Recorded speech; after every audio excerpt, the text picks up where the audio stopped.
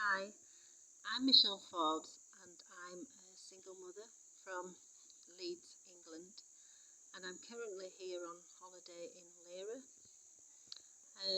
I am the mother of Yasmin Ben Al-Kadi, who is the founder of the CBO called Sustainably Empowering Women, or SO as we call it, SCW.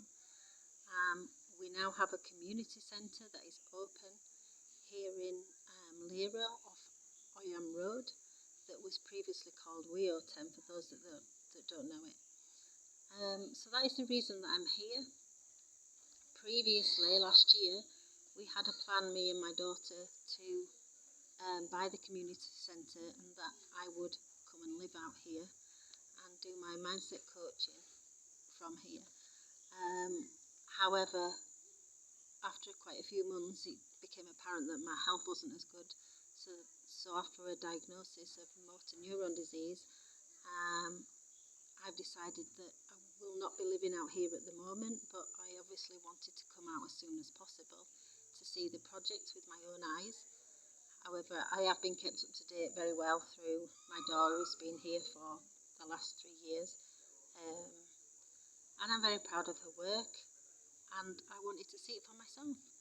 So as soon as they would allow me to travel out of England, I decided to come. I knew the risks of COVID, but I decided that coming here I would get away from COVID.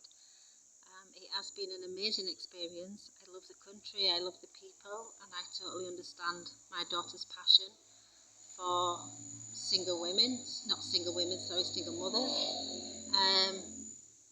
Which is, as I started, I am a single mother myself, and I've been for many years.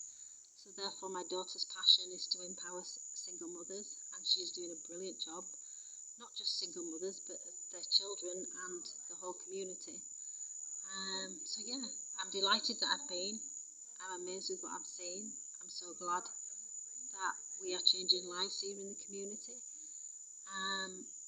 However, due to COVID restrictions and the fact that the UK are now putting Uganda on the red list, it means that we have to go home early.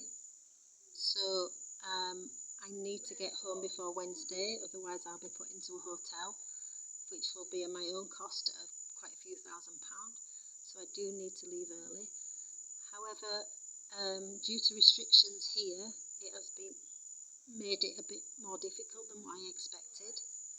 So therefore, travelling, we've had to hire a tourist vehicle, which I understand, but it's very expensive, and as a charity we don't really want to spend money on tourist vehicles all the time, so we have been on safari, we have used a tourist vehicle, but due to my disability it's not easy for me to walk, and I can't ride a bike, so I need somebody to ride on a bike with me or to take me in a car, and it's been restricted due to the changes in the legislation, which means that I am quite limited in where I've been able to go, and obviously the time I have to come home. So yeah, great memories, lovely country. I'm hoping to come back. I'm praying for a miracle to be healed so that I can come many times and continue to support my daughter. And that's me. So you started this organization together with your daughter? I didn't start it with Yasmin, no. Yasmin started it in 2019 with Jessica. So her and Jessica were in somebody else's accommodation, and they started with mats under a mango tree. Very, very basic. She lived a very basic life on beans and rice most days. Your daughter is married? No, she's not married. She is engaged, recently engaged to a Ugandan. Why don't you also really? Pardon? Also, maybe Uganda might break with another man. Is it okay for you? That would not be nice. Well, from what I already heard from my daughter before I came here, I felt that Walter was a great man. And now I have met him and lived with him for the last 4 weeks, I know that he is a great man. He has many strengths. And yeah, I'm very glad and blessed that my daughter's met the right man at such a young age, and they're both strong Christians. They're both very faithful on their walk with God, and I couldn't wish for anything more. These organizations, do you get funding from else from someone, or like it's you personal? You're the one funding it. So at the minute, as a family, we've put a lot of money into the centre initially, but we have been fundraising in England. We have people who help us to fundraise. However, as we've just become a CBO, we're now going to go back to the UK and start seriously fundraising, because we have a lot of money to pay for the rest of this community centre. So we've only put a deposit down, we need to raise a lot of funds. So we are looking for sponsors. We are looking for anybody who would be interested in supporting sustainably empowering women and the local community, either be in the UK or Uganda or worldwide. Currently we have people all over that we've sent our... What is your vision for this project? Okay, so it's called Sustainably Empowering Women. So ultimately we want this project to be sustainable, which means that the women are working to get their own business and to put their children in school. So Yasmin's taught them how to make handcrafted jewellery and puff holders, and more recently, as you might have seen, we've been doing aprons and pillowcases and placemats, little cosmetic bags. And so how many people are you taking care at the moment? Okay, so the plan is Yasmin's taken on 20 women each year. So she did a cycle last year. Last year was very basic. We didn't have this building. So she taught them the skills that they needed in somebody's garden under the mango tree.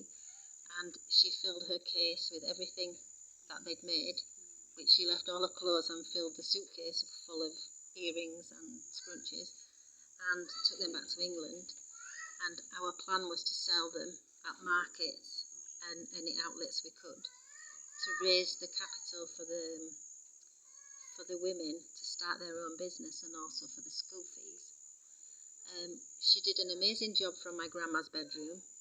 So from just a bedroom with a mobile phone, she raised a lot of money with regards to the accessories.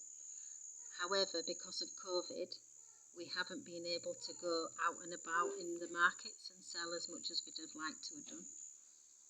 So we have had some funding, but ultimately our aim is to be sustainable, so that the women make the handcrafts. The handcrafts are sold, the money comes back, it pays for their business startup, and that they get 3-year school fees with their children. They also have a package, so it's not just about setting them up in business and putting the kids in school and sending them out there.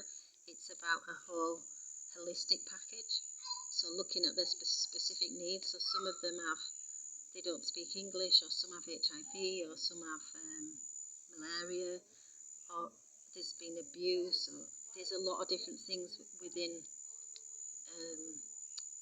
the women that Yasmin's come across. And so therefore they need pastoral care. So she also provides them with a sanitary pack. She provides them with information on sexual and the physical health. We have Walter here, who is medically trained, so if they really need medical help, we will always consider it. Whilst they're on the training, that's a guarantee. They will be fed and they'll be given medical treatment, and also we have provision for the children whilst they're here on training. So the training initially is 10 weeks, and in that 10 weeks they make the handcrafts, but they also have lessons, like life lessons, that they may have never have had that accessibility before. So looking at parenting, feeding, breastfeeding. We have another lady who's coming out, but because of COVID she can't come in a few weeks, and she is a specialist in baby massage and relationships between mothers and babies, which is something quite new in England, and I think in Uganda it's not something that people talk about a lot. It's very, it is something that we need to talk more about in the world, about the bond between the mother and the child and the things that can actually affect it in a big way. So for example, I am a victim or a survivor of domestic violence myself, so I can empathise with the women that have had same issues, and I can, obviously my daughter has been part of that too, so she has that empathy with regards to domestic violence. She has that empathy as a single mother because she was brought up by a single mother. So I would say it's not just we don't throw money at people, we don't give them money, they earn their money, we empower these women. Due to COVID, we have had to start raising money because of the building. We have a lot of outlays now because we didn't have it before, but now we have the building, we have electric, we have water, we have Wi-Fi is the biggest thing.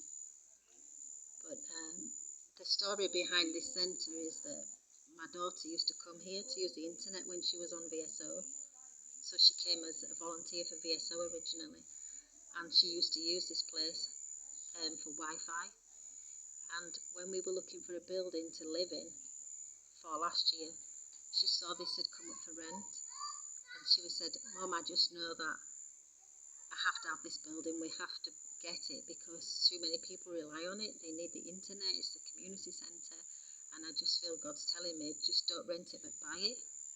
And I'm like, "Buy it? Yes, how are we going to buy it?" And she was like, "I just know that we have to buy it because if not, a big restaurant person was going to buy it and he would have taken it over and it would never have been a community centre again." So that is when we had this discussion about me coming to live here and the funds for the first deposit. So we have put a deposit down, and every year we need to pay for the next 4 years. But yeah, we need the community centre because it is the hub, and many people have found refuge here. Only last week when I was here, a young woman turned up whose husband had been beating her with 2 children, and she was at the end of her tether, and she came and she spoke to us. Just by chance she met my daughter, then she decided to come here. You know, I've seen so many stories since I've been here of women who are struggling, but also young men that have been to university and are now looking for jobs, so they need that encouragement. I've done a bit of coaching whilst I've been here with a young man who's starting a university course, and I spent 2 hours with him just giving him that confidence and that self-esteem to know what he's capable of. We have a number of people here who are very well educated but they're not in a job, but you know, together something could come of it and we could encourage them, help them to write CVs, help them to get job applications. So yeah, I'm very proud of what my daughter started, and I'm very proud to be part of it now. So what your message to the people of Uganda and Lira and these people victim of domestic violence as well as the single mothers, you have a message to pass across, any advice you want to give them? Definitely. I know it is very difficult as a mother if you're a single parent or you're in a bad relationship, but you must reach out to somebody. There is no stigma, there is no shame. I know that because I've been through it myself. That if you are in a situation where you do not feel safe, and especially if your children do not feel safe, because they will go from scared children to scared adults. So if there is something or somebody in your life that's making your life very difficult or abusive, then you need to speak up. You need to tell somebody. And obviously, if you are in this area, then we are here to listen. The programme supports 20 women each year with an holistic approach, but we would never turn anyone away if they needed to speak to somebody or they needed needed advice or we could help them in any way. So please be brave and reach out. Thank you for listening.